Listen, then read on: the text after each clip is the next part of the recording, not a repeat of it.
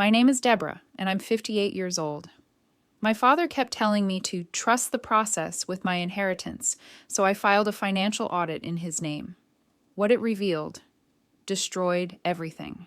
I've always thought of myself as a patient person, patient with people, patient with life, and especially patient with family. But patience, I would soon learn, can be a dangerous thing when it's misplaced. When my mother passed away 7 years ago, she left behind a small estate and something she always called my safety net. It was a trust fund worth $200,000, money she'd saved over years of teaching, saving, and quietly investing. I wasn't desperate for it back then. I had my job at the local florist, a tiny but warm apartment and enough to live comfortably. Still, it felt comforting to know my mother had thought ahead, that she'd made sure I'd never have to struggle in my later years. Mom had appointed my father, Richard, as the trustee. The paper said he'd manage the fund until Deborah demonstrates readiness for independent oversight. At the time, I didn't think much of that phrase. It sounded legal and protective, something my father had probably helped her work. After all, they'd been married for 40 years. Why wouldn't she trust him? But now, 7 years later, I was still waiting. Every time I asked about the trust, Dad would smile and say the same, "Be patient, Debbie." He'd say it in that calm, fatherly tone that used to comfort me as a child, but now it only irritated me. I couldn't understand what exactly I was waiting for. I wasn't a reckless teenager or a struggling college student. I was nearly 60. How much more ready could I possibly be? Meanwhile, my father's lifestyle had changed in ways I couldn't ignore. He'd retired from his accounting job and seemed to be living far more comfortably than his pension could explain. He started showing up to family dinners wearing a Rolex, and he traded in his old Toyota for a brand new Mercedes. "Good investments, Deb," he'd say with a grin whenever I asked about it. "Your old man knows how to make money work for him." But if that was true, why couldn't he make my mother's money work for me? I tried not to be suspicious, but my sister Carrie didn't make things easier. Carrie's the youngest, the golden child, as everyone used to say. She's bubbly, social, always talking about her new hobbies, her trips, her clothes, and somehow she always has the money for them. She once casually mentioned that Dad had helped her pay off her credit card debt. Another time, she showed me a photo of the new kitchen he'd helped her remodel. I brushed it off at first, maybe he was just being generous, but over time, that generosity began to sting. It wasn't jealousy, it was confusion. Because if Dad could help her with everything, why did my inheritance feel like a myth? The few documents I did have, mostly old letters from Mom's estate attorney, didn't say much. They referenced trust maintenance, disbursement schedules, and other vague phrases that meant nothing to me. When I brought them up to Dad, he'd chuckle softly. "Sweetheart, that's just legal jargon. Don't overthink it," he'd say. "Everything's handled through my financial advisor." He never said the advisor's name. Each time I asked for an update, a statement, a summary, anything, he'd change the subject. Sometimes he'd even scold me, "Why are you so obsessed with money lately, Debbie? Your mother would be disappointed to see you this way." Those words would always hit me hard. My mother had been kind, patient, and trusting, the same traits she'd passed down to me, and maybe, in that moment, I was being too much like her, too trusting. Weeks went by, then months. The unease only grew. I started to notice little things, like how he avoided discussing anything financial unless Carrie was around, or how he'd slip his phone face down when certain calls came in. Still, I told myself it was paranoia. Maybe I was overthinking it, reading too many online stories about inheritance scams. He was my father, after all. That all changed one rainy night when I was cleaning out an old drawer in my desk. I stumbled across a thin, yellowed envelope, one I didn't remember seeing before. It was from Anderson and Lyle Law Group, my mother's estate attorneys. The envelope had never been opened. I froze. My heart began to race as I turned it over in my hands. Why hadn't I seen this before? I sat down at the kitchen table, staring at the seal. My mind raced with possibilities. Maybe it was just a duplicate of something I already had. Maybe it wasn't important. But part of me, the part that had been whispering something isn't right for years, told me to open it. I tore the seal carefully, the paper cracking with age. Inside was a short letter addressed directly to me. My eyes scanned the words until one line made me stop cold. In accordance with your mother's wishes, this trust shall be co-managed by Richard Holloway and Alan Pierce, trustees. Alan Pierce. I read the name 3 times, whispering it aloud. I had never heard that name in my life. Why had Dad never mentioned another trustee? My hands trembled as I reread the document. Beneath the signature, there was a notation. Contact both trustees for annual reports and statements. Both. Which meant my father wasn't the only one in charge. And if that was true, then why had he acted like he was? The realization hit me like a punch to the chest. The money wasn't missing. It was being hidden. And I intended to find out why. I open the envelope fully and see the unfamiliar name again, Alan Pierce, co-trustee, the first crack in my father's carefully built facade. I couldn't get the name out of my head, Alan Pierce. It sounded ordinary, yet somehow it carried weight. Who was he, and why had I never heard of him before? The next morning, I called the law firm listed on the envelope, Anderson and Lyle Law Group. The receptionist transferred me to a junior attorney named Mr. Kendall. His voice was polite, measured, the kind of tone people use when they're afraid of saying too much. Mr. Kendall, I began carefully, I'm Deborah Holloway, daughter of the late Margaret Holloway. I recently came across a document listing a man named Alan Pierce as co-trustee on her estate. I just wanted to confirm whether that's accurate.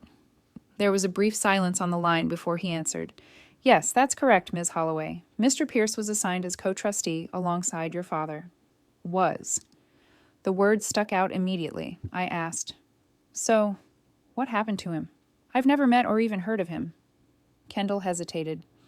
Mr. Pierce resigned his position about 6 months after the estate was settled.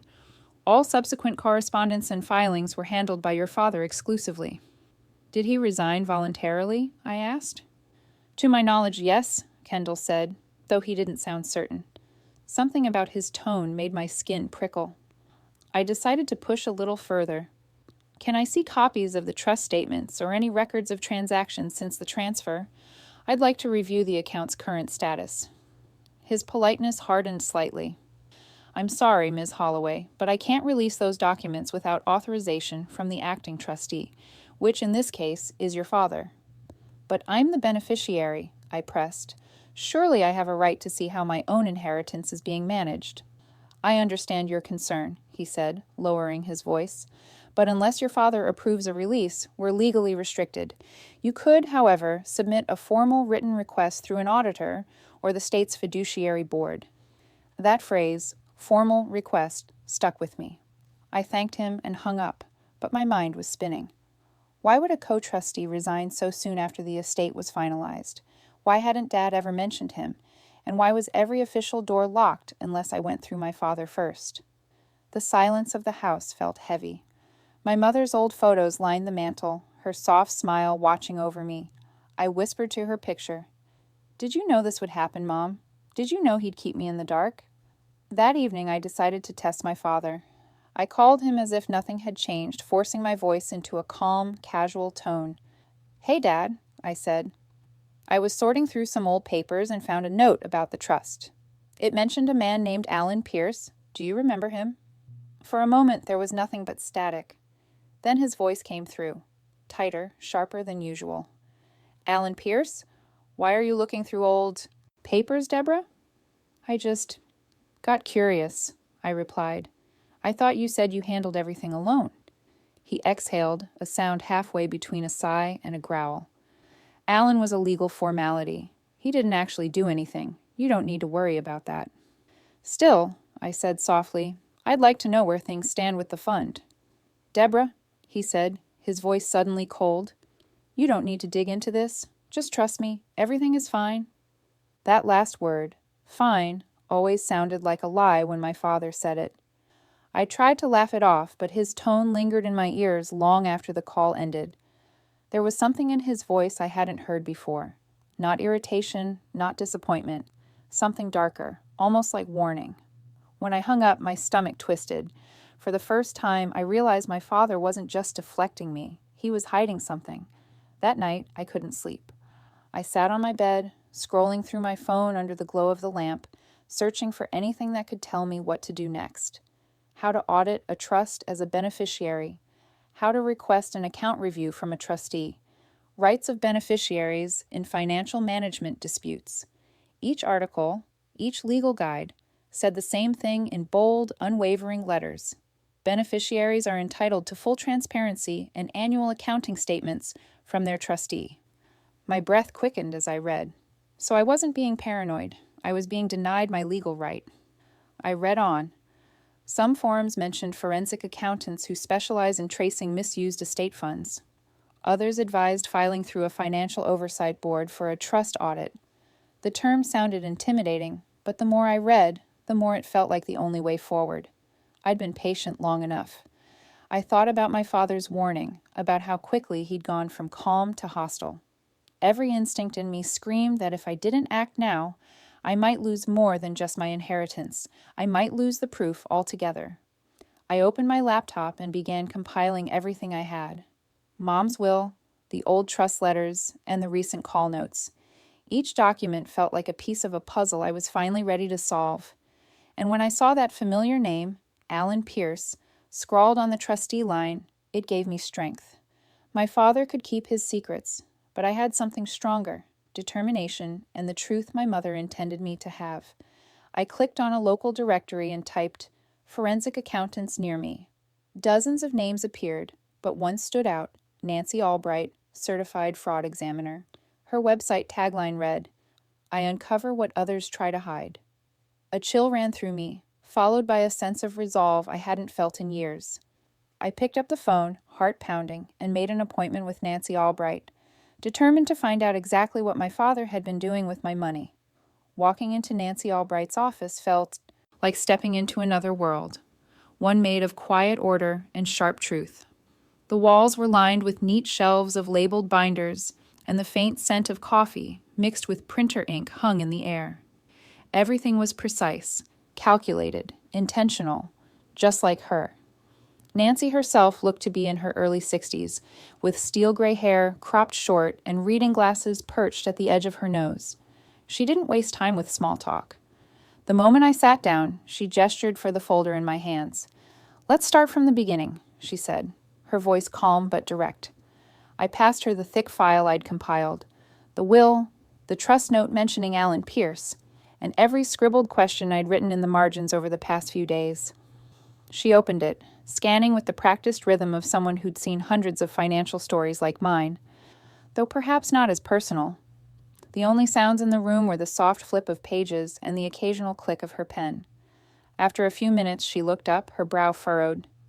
"You said your father is the acting trustee?" "Yes," I said quietly. "At least that's what he tells me. He said everything goes through his financial advisor." Nancy nodded slowly. "And you've never received an annual accounting statement from the trust?" "Not once," I said. "I didn't even know I was supposed to."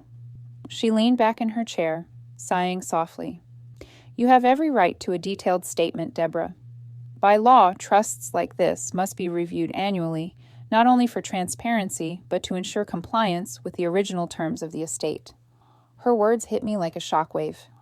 My mother had trusted my father to protect what she'd built, and instead, he'd quietly erased the paper trail that proved where her money went.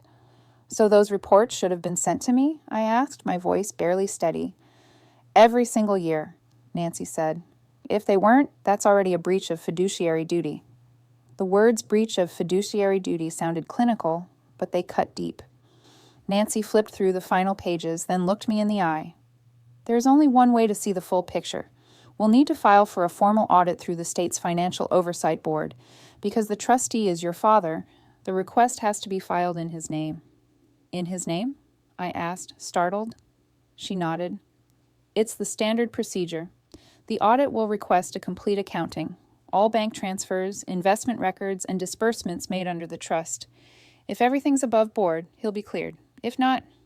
Her voice trailed off, but the meaning was clear. I sat there in silence, my mind torn in two. On one hand, I wanted the truth. I needed it. On the other, this was my father, the man who taught me how to ride a bike, who tucked me in after nightmares, who used to hold my mother's hand in church. Filing an audit felt like betrayal. Nancy seemed to read my hesitation. "Deborah," she said softly, This isn't about accusing anyone. It's about accountability. If he's innocent, the audit will prove it. But if he's not, she didn't have to finish the sentence. Her words echoed in my head long after I left her office. If he's innocent, the audit will prove it. That night, I sat at my kitchen table with the documents spread before me like a battlefield. My father's name glared back at me from every page. I thought about how many times he told me to be patient, how many years I'd spent waiting, trusting, believing he was protecting me. My hands shook as I signed the authorization form Nancy had prepared. We submitted the request the next morning, a formal petition for an independent audit of the Holloway Family Trust.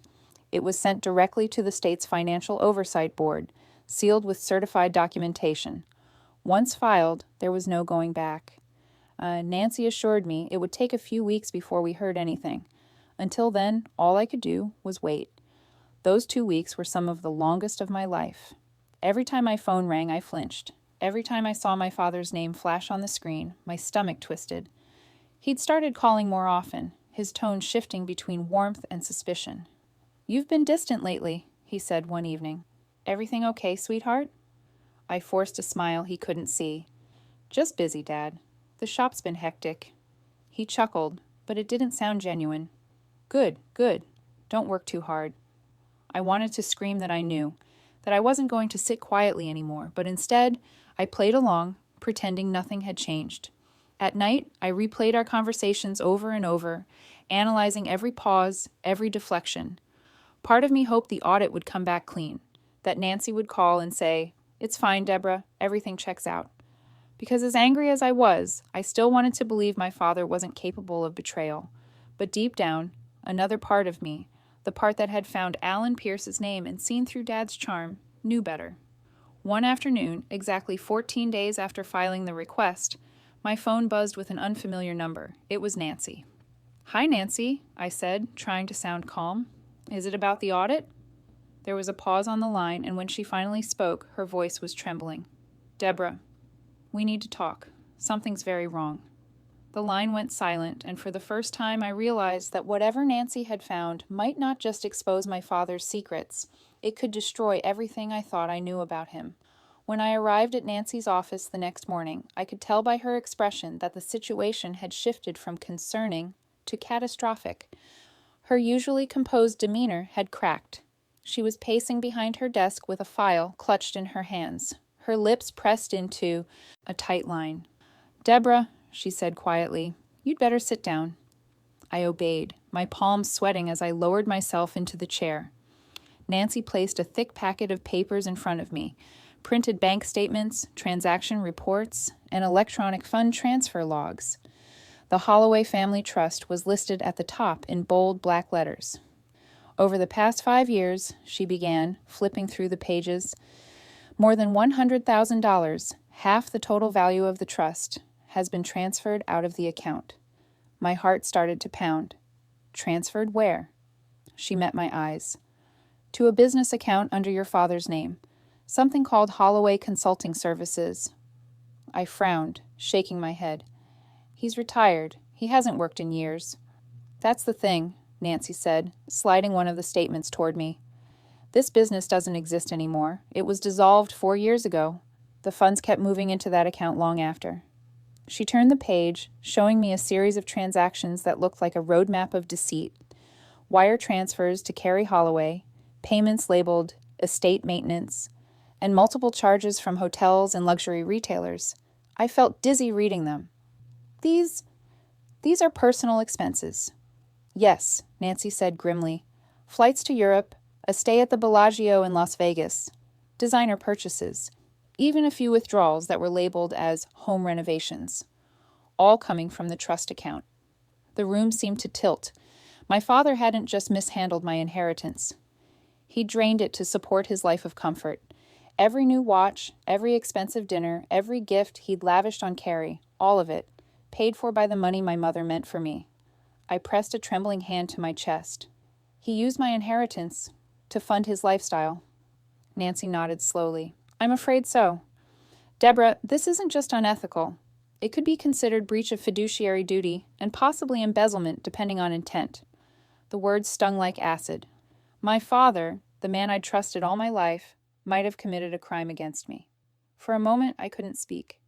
I stared at the pages, the ink blurring through my tears. How could he do this? I whispered. How could he look me in the eye all these years and lie? Nancy's voice softened. It happens more often than you think. Family trust can bring out the worst in people. But you have the proof now, and that's what matters. I nodded, swallowing the lump in my throat. Beneath the grief, a new feeling was rising. Not rage exactly, but resolve. That evening, I called my father and invited him to dinner. My tone was casual, almost light, and he accepted without hesitation. I think he believed I was ready to make peace. We met at his favorite Italian restaurant downtown, the kind with white tablecloths and violin music playing softly in the background. He looked relaxed, even smug, sipping his red wine as if everything in his world was perfect. "I'm glad you reached out," he said. "I was starting to think you'd forgotten about your old man." I smiled faintly. "Never, Dad. But there's something I wanted to talk about. Something important." He leaned back, curious. "Go on." I slid a small folder across the table, a few of the audit papers Nancy had printed. "You've been transferring money from the trust," I said quietly. "Over $100,000. His expression didn't change at first. Then his mouth twitched, forming the faintest smirk. "You wouldn't understand how trusts work, Deborah. These are complex financial instruments. There are management fees, maintenance costs." I cut him off gently. "I've seen the records, Dad. The Bellagio, the Rolex store, Carrie's tuition payments. Don't tell me those were maintenance costs." For the first time, he faltered. The color drained from his face, and his hand tightened around his glass. "You went behind my back?" he hissed. "You had no right." "I had every right," I said, my voice shaking but steady. "Mom's trust was meant to protect me. You used it like a personal piggy bank." His chair screeched as he stood up, his voice rising above the soft music. "You've ruined this family. After everything I've done for you, this is how you repay me?" Heads turned from nearby tables. I stayed seated, staring at him, my heart breaking and hardening all at once. "I'm not ruining the family, Dad. You did that when you stole from me." He glared at me for a long, tense moment, then grabbed his coat and stormed out, muttering curses under his breath. I sat there in silence for a while after he left, staring at the half-empty wine glass he'd abandoned. Part of me wanted to cry, but another part, the stronger part, felt lighter.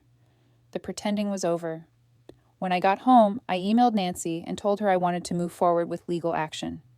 This wasn't about revenge anymore. It was about justice. My mother had trusted my father, and so had I. But he'd broken that trust beyond repair. I thought that was the end of the confrontation. I thought I'd finally reached the worst of it. But that night, as I sat in my living room, surrounded by papers and silent anger, there was a knock at my door. When I opened it, my sister Carrie stood there, her eyes red and puffy from crying. "Deborah," she whispered, trembling, "you don't know the whole story." Her voice cracked, and in that moment, I realized that whatever came next might not just expose my father, it might shatter the rest of our family too. Carrie stood in my doorway like a ghost from a past I hadn't spoken to in years. Her mascara was smudged, her hair pulled into a messy bun, and her shoulders shook slightly. I didn't even have to ask why she was there. I could feel it in the air, heavy and electric with guilt. "Can I come in?" she whispered. I nodded and stepped aside. She moved past me into the living room, her eyes darting to the stacks of papers and folders on my coffee table, the same ones that had just blown our family apart. She sank into the couch, clutching her purse as if it were some kind of shield. For a few seconds, neither of us spoke. The silence was thick, filled only by the faint hum of the refrigerator and the pounding of my heart. Finally, she broke it. "Dad told me what happened at dinner," she said softly. "He said you accused him of stealing from Mom's trust." I crossed my arms. "He didn't deny it?" She hesitated. "He said you were misunderstanding things, but, Deborah, I think you might be right." Those words hit me harder than I expected. I sat across from her, waiting, my throat tight. She took a shaky breath. "Dad's been sending me money for years, to help with the kids, the mortgage, you name it. I thought it was from his retirement savings or maybe investments. He always told me not to mention it to you because, well, she trailed off, staring down at her hands. Because what? I pressed. Because you didn't need it, she said finally, her voice cracking. He said, Debbie's fine on her own. She's too cautious to spend it anyway. He made it sound like you had everything under control, that you didn't even want the money. My chest tightened. That sounded exactly like him. Manipulating perception, twisting kindness into justification. Carrie's eyes filled with tears. I swear, Deborah, I didn't know it was your money. I never would have accepted it if I had. I wanted to believe her. Part of me did. She looked so small, so remorseful, like a child realizing her father wasn't the hero she'd believed in. Why are you telling me this now? I asked. She swallowed hard. Because I found out something else. Something worse. I felt my stomach drop. What do you mean? She leaned forward, lowering her voice even though we were alone. Dad's been gambling for years. Online poker, sports betting, even those stock trading apps. He's obsessed. I think that's where most of the money went. I stared at her, speechless. Gambling? Are you sure? Carrie nodded quickly. He's always on his computer. Mom didn't know the extent of it, but after she passed, it got worse. He told me he was investing, but then I started seeing him panic about credit cards, loans, and random transfers. I buried my face in my hands. It suddenly all made sense. The erratic spending, the secrecy, the way he'd snapped whenever I asked questions. My father wasn't just careless with money. He was reckless, maybe even desperate. Carrie, I said after a moment, do you have anything that shows the payments he sent you? Bank statements, text messages, anything? She nodded, reaching into her purse. I brought them. Inside were crumpled printouts of transactions from the past 3 years. Deposits labeled gift, loan, and trust transfer. There were also screenshots of text messages. Dad, don't mention the funds to Debbie. It's from my account. Dad, I'll transfer more next week. Keep this between us. Reading them made my blood run cold. This is enough to prove a pattern, I said quietly. He wasn't just spending carelessly. He was misappropriating trust funds. Carrie wiped her eyes. I want to make it right, Deborah. Whatever you need, I'll help. For the first time in years, I believed her. Maybe she'd been blind, but now she was trying to open her eyes, and I couldn't fault her for that.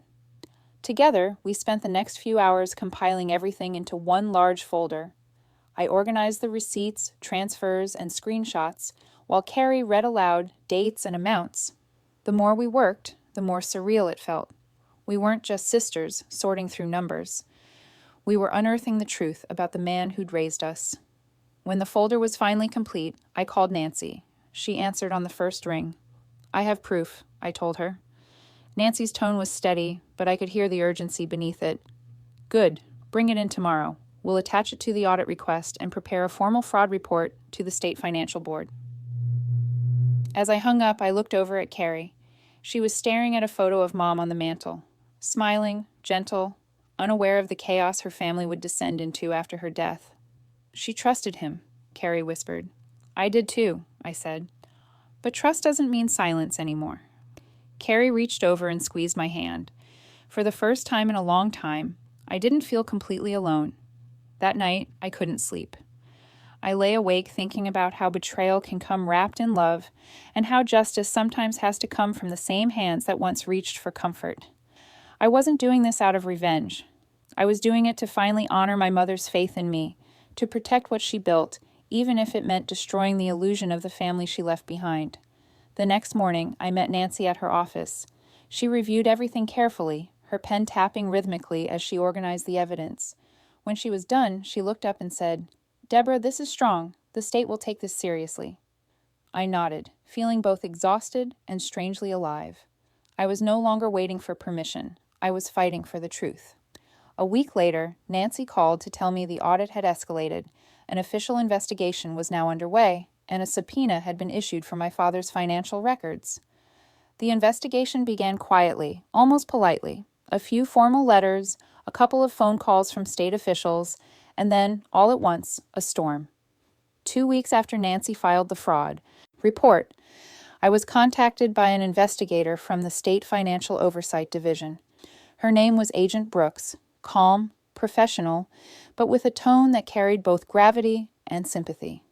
She asked if I could come in to give a detailed statement about the Holloway Family Trust. When I arrived at the office, the conference room was small but spotless, a wall of glass looking out over the city skyline. Agent Brooks slid a recorder across the table and said gently, "Take your time, Mrs. Holloway. Start from the beginning." So I did. I told her everything, from the day my mother's will was read to the moment Nancy uncovered the transfers. Every lie, every delay, every excuse. I described the dinner confrontation, the way my father had looked at me like a stranger. The words came out shaky at first, but as I spoke, something in me steadied. For the first time, the truth wasn't trapped inside me. It was out in the open, written into an official record. When I finished, Agent Brooks gave a small nod. "You did the right thing. This will help us move quickly." By the end of the week, the state issued a temporary freeze on all of my father's accounts, personal, business, and trust-related. I received a formal notice confirming that the audit had transitioned into a criminal investigation. That same night, my phone rang. The caller ID said Dad. My stomach clenched, but I answered anyway. "Deborah," he barked, his voice trembling with anger. "What have you done? Do you have any idea what kind of mess you've made?" "I didn't make a mess," I said quietly. "I just told the truth." "You've destroyed everything," he shouted. "That money was safe until you meddled. The lawyers, the banks, they're all over me now." "Then you shouldn't have lied," I said, holding the phone tightly. "Trust doesn't mean silence, Dad. It means accountability." There was a long pause on the other end, a heavy, suffocating silence, and then he hung up. For a moment, I just sat there, staring at my reflection in the dark window, trying to remember the man who used to protect me. I didn't recognize this one. In the days that followed, the fallout spread like wildfire. My sister Carrie stopped speaking to him altogether after investigators confirmed the gambling transfers she'd warned me about. She told me she'd blocked his number. She couldn't handle his rage and denial. But not everyone was on our side. Word got around the family faster than I expected. My Aunt June called to tell me I was being cruel for turning my father in. My cousin Laura sent a text that read, "Family money should stay in the family, Deb." But there were others, my mother's sister, old friends of hers, who told me they were proud of me for standing up for what was right. "Your mom would have done the same," one said softly. Still, the guilt lingered. Even when I knew I was right, the weight of what I'd done pressed on me like a stone. Nancy was the one who helped me steady myself. She met me for coffee one morning after court filings began. "You did everything by the book," she said firmly. "This isn't revenge, it's accountability. There's a difference." I nodded, but my chest still ached. "It doesn't feel like justice yet. It just feels sad." Nancy gave a faint smile. "Justice always starts that way. It only feels clean once the truth is undeniable." A week later, that truth deepened in ways I wasn't prepared for. The investigators uncovered that the so-called Holloway Consulting Services account, the one my father had used to siphon money, was only part of a larger scheme. The account had been funneling funds to an offshore holding in the Cayman Islands under a pseudonym. Agent Brooks explained it over the phone, her voice calm but deliberate. "It appears your father moved assets internationally to avoid detection. We're filing an injunction to block any additional transfers. He can't touch that money now." I felt sick. My father hadn't just lied. He'd built an entire web of deceit, spanning banks and borders. By the next day, the state officially filed an injunction against him for misuse of trust funds and financial fraud. It was all over the news, small-town headlines, local whispers, the kind of gossip that spreads faster than truth. I watched it unfold quietly, sipping tea at my kitchen table, while reporters used words like embezzlement, breach, and pending charges. My own last name echoed through the newscaster's voice like a wound reopened. That night, I got another call. Not from my father, but from Carrie. "He's gone," she said, her voice panicked. "What do you mean, gone?" "His house is empty. He didn't show up for the meeting with his lawyer. They found his car at the marina." My heart froze. "And Dad?" "Not there," she whispered. "Just a note." I felt the blood drain from my face. "What does it say?" Carrie hesitated, her voice trembling. "It says, 'I never meant to hurt you. I just wanted control.'" For a moment, everything went quiet, the kind of silence that hums before it breaks. I stood there gripping the phone, staring into the dark, realizing my father hadn't just lost control. He'd disappeared completely, leaving only a car, a note, and a trail of ruin behind him. The note was short, scrawled in my father's handwriting, the same loops and slants I'd seen on birthday cards my entire life. I never meant to hurt you. I just wanted control. I must have read it a dozen times, searching for meaning in those words, but all I found was emptiness. Control. That was what it had always been about. Not money, not trust, not family. Control. Investigators filled our childhood home the next morning, combing through files, drawers, and digital records. Agent Brooks stood beside me as they cataloged the scene. His passport's gone, she said quietly. So are several financial documents. Do you think he ran? I asked. Her look said it all. Yes, and we think he had help. Later that day, they confirmed their suspicions. My father had been in contact with an old business associate from his accounting days, a man named Gerald Larkin. Larkin had been investigated years ago for offshore money laundering, but somehow avoided conviction. According to the agents, Larkin had recently booked a one-way flight to Central America, and a second ticket under a pseudonym that matched the initials H. Richard Holloway. It didn't feel real. My father wasn't a stranger from the news or some financial criminal in a headline. He was my dad, the man who used to hum old jazz songs while making pancakes on Sunday mornings, the man who took me to the fair, who fixed my car when I was in college, who once told me that honesty was the only thing you can't buy back. And now he was a fugitive. I didn't know whether to cry or scream. Carrie came over that night, her face pale and drawn. It's my fault, she said, sinking onto the couch. If I hadn't taken the money, maybe he wouldn't have gone this far. I knelt beside her. Don't do that, Carrie. He made his own choices. But he loved us, she said softly, tears streaming down her face. How could he do this to his own daughters? I didn't have an answer. I wanted to believe love could excuse desperation, but what he'd done wasn't just a mistake. It was a pattern of deception that stretched for years. When I met with Nancy the next morning, she didn't sugarcoat it. Deborah, this kind of behavior isn't rare. When people like your father realize they've lost control, they run. They think they can rebuild their empire somewhere new. Her words hurt, but they rang true. I asked what I should do. She sighed. Be patient. The system will find him. They always do. Patience. The very word my father had used to keep me quiet for years now felt like justice's cruel mirror. Weeks passed with no updates. Investigators said they were tracing international bank movements, but each report sounded more like a dead end. Every day I woke up hoping for closure, only to find silence. I tried to focus on work at the flower shop, but even the smell of lilies, Mom's favorite, made me ache. My father's absence hung over everything like fog. Then one morning, Nancy called. Deborah, she said, her voice cautious, you'd better come to my office. There's something here you need to see. When I arrived, she was standing behind her desk, holding a large yellow envelope. My name wasn't on it. Hers was. The return address read, Belize City, Belize. She carefully slid it open. Inside were several printed transaction slips, each marked with international routing numbers and wire confirmations. The beneficiary name on every page made my knees go weak. Richard Holloway. The dates matched the weeks following the injunction, after his accounts had been frozen. He's still moving money, I whispered. Nancy's expression darkened. Or someone's doing it for him. Either way, this connects directly to an offshore account we flagged during the audit. She called Agent Brooks immediately. Within hours, authorities contacted Interpol and financial investigators in Central America. The evidence from the envelope gave them a concrete trail. Account numbers, transaction IDs, and even a Belizean financial firm he'd used as a front. For the first time, the investigation had direction again. The following weeks were a blur of reports and updates. I barely slept. Every time the phone rang, I jumped. Carrie visited often, and though we tried to talk about normal things, her kids, work, the weather, the unspoken truth sat between us.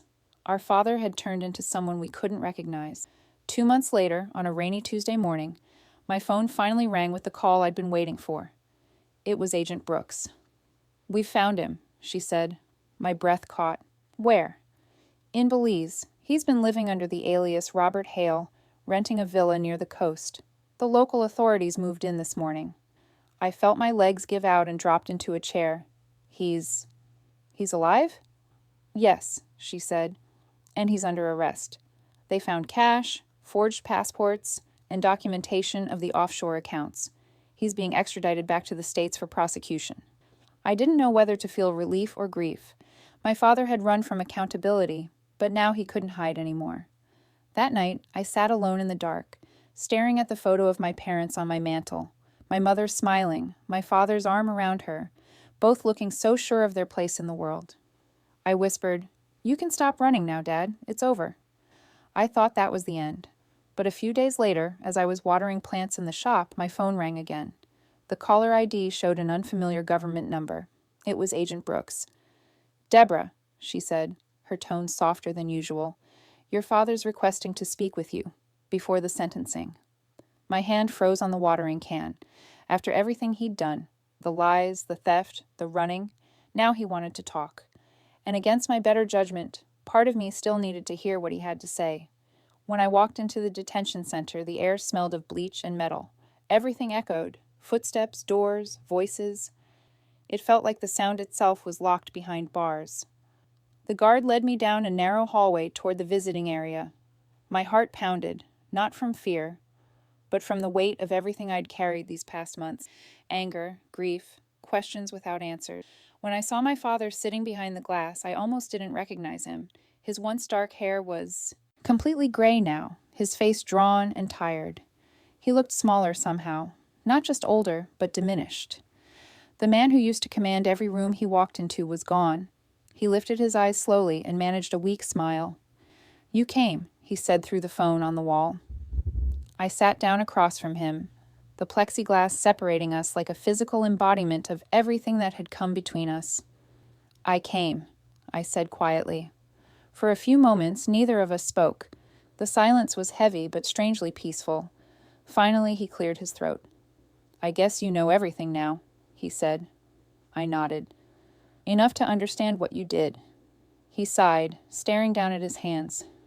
"It wasn't supposed to go this way. When your mother passed, I was lost. I thought if I invested the money, really invested it, I could grow it for both of you. I started small, but it worked at first. Then I got confident. Too confident." He looked up at me, eyes glossy. "I started using the money to cover losses, then to gamble. It got out of hand, Deb. I didn't know how to stop." I just listened.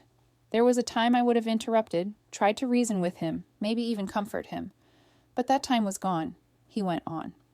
"Every time I told you to be patient, I was really just buying time to fix it. I thought I could make it right before anyone noticed. But the deeper I went, the more impossible it became." He wiped his eyes with the back of his hand, shaking his head. "I know I broke your trust. Your mother would hate me for it." I leaned forward slightly. "Her last wish," I said quietly, "was for us to trust each other. She told me once that no amount of money could replace that, and you shattered it completely." Tears spilled freely down his cheeks now. He looked broken, not the proud, stubborn man I grew up with, but someone hollowed out by regret. "I never meant to hurt you," he whispered. "I just wanted control. I thought if I managed everything, I could protect you." I let out a slow breath. "Protection isn't control, Dad. You didn't protect me. You silenced me. You taught me to wait, when I should have been asking questions." He nodded slowly, his shoulders trembling. "You're right." For a long moment, we just stared at each other through the glass. I saw the father who used to tuck me in at night, the man who built sandcastles with me at the beach, the one who used to call me his little compass. Somewhere along the way, that man had gotten lost. Finally, he looked up again, voice cracking. "Can you forgive me?" I hesitated. Forgiveness, that impossible word. I thought about everything he'd taken from me, my peace, my faith, my sense of safety. But I also thought about what holding on to hatred would do, how it would keep me tethered to him forever. "I can forgive you," I said softly, "but that doesn't mean I'll forget." Forgiveness isn't the same as erasing what happened. It's just choosing to stop carrying it. He closed his eyes and nodded, tears sliding silently down his cheeks. When the guard announced that time was up, I stood. My hand lingered on the glass. "You taught me patience, Dad," I said. "But patience doesn't mean silence." He opened his mouth as if to reply, but no words came out. The guard ushered me toward the door, and for the last time I saw my father, not as a criminal, not even as a victim of his own greed, but as a flawed, broken man who'd lost his way. The following month, the court sentenced him to 8 years in federal prison for embezzlement and fiduciary misconduct. The judge's voice was steady, emotionless, as she read the verdict. My father stood there in an orange jumpsuit, staring straight ahead. I didn't cry. I just watched, numb but free. When it was over, I stepped out of the courthouse and into the crisp afternoon air. The sky was pale blue, the kind my mother used to call honest weather.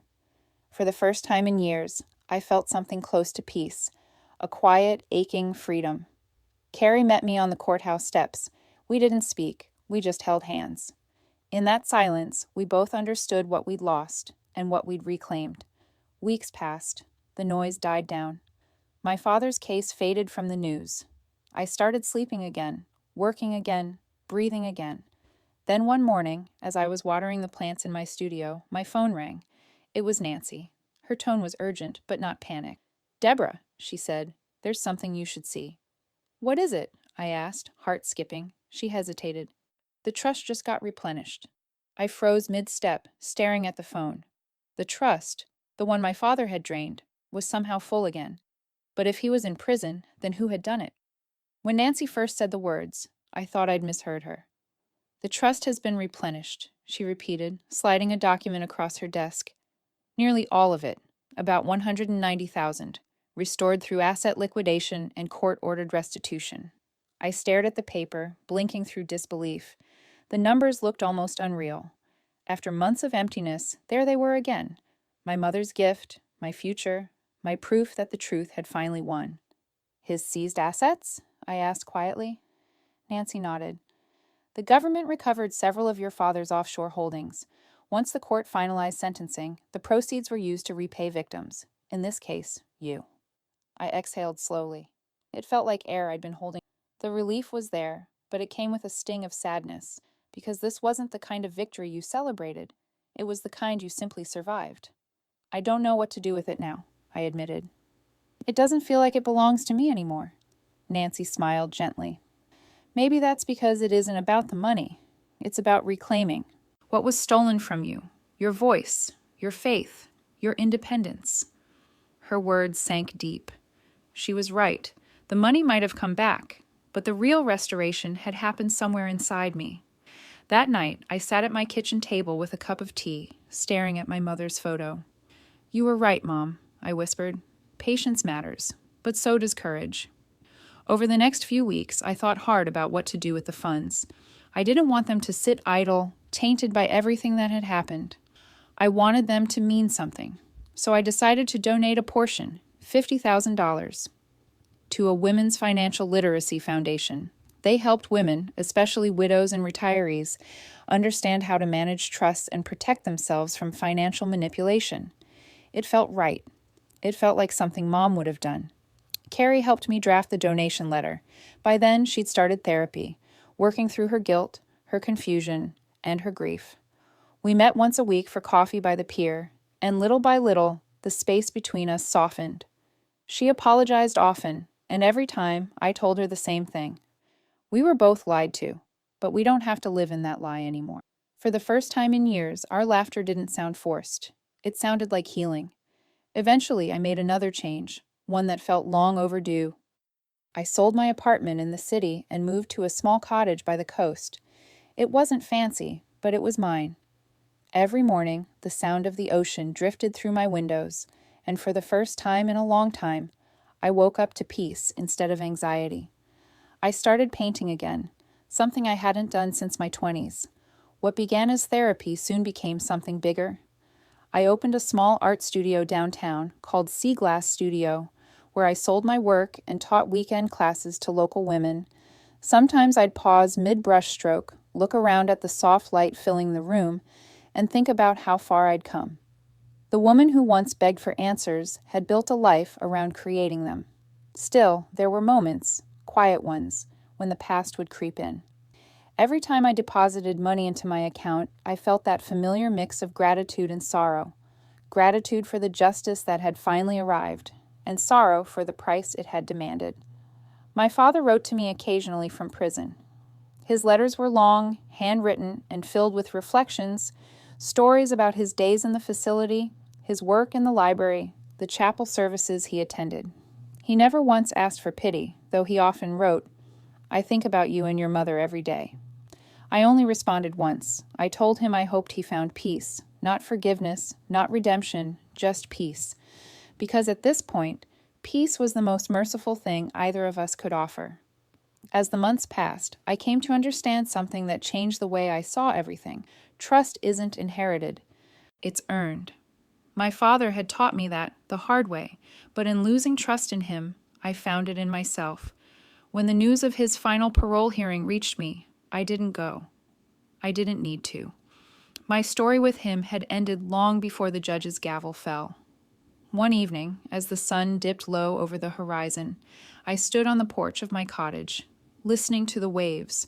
I thought about the girl I used to be, timid, patient, waiting for permission to claim what was hers. That woman was gone. Now I didn't wait for anything. I acted. I asked questions. I demanded truth. The $200,000 was never the real victory. The real victory was reclaiming my dignity, the quiet strength to face what others hid, the courage to walk through betrayal and still stand tall on the other side. I closed my eyes, imagining my mother's voice, calm, steady, full of love. She'd once told me that money fades, but character doesn't. She was right. So in the end, when people asked what I inherited, I told them the truth. My mother left me money, but what I truly inherited was the courage to face betrayal head-on. The ocean roared softly beneath the evening sky, and for the first time in years, I felt whole. The story closes in quiet empowerment, not revenge, not victory, but peace. In the end, I didn't just recover my mother's money. I recovered my strength, my self-worth, and the courage to finally stand up for myself. Some battles aren't about revenge. They're about remembering who you were before someone tried to silence you. If my story made you think twice about who you trust, maybe it's time to look closer at your own life too. Have you ever trusted someone so deeply, only to realize later they were never protecting you at all? Tell me in the comments. I'll be reading every word.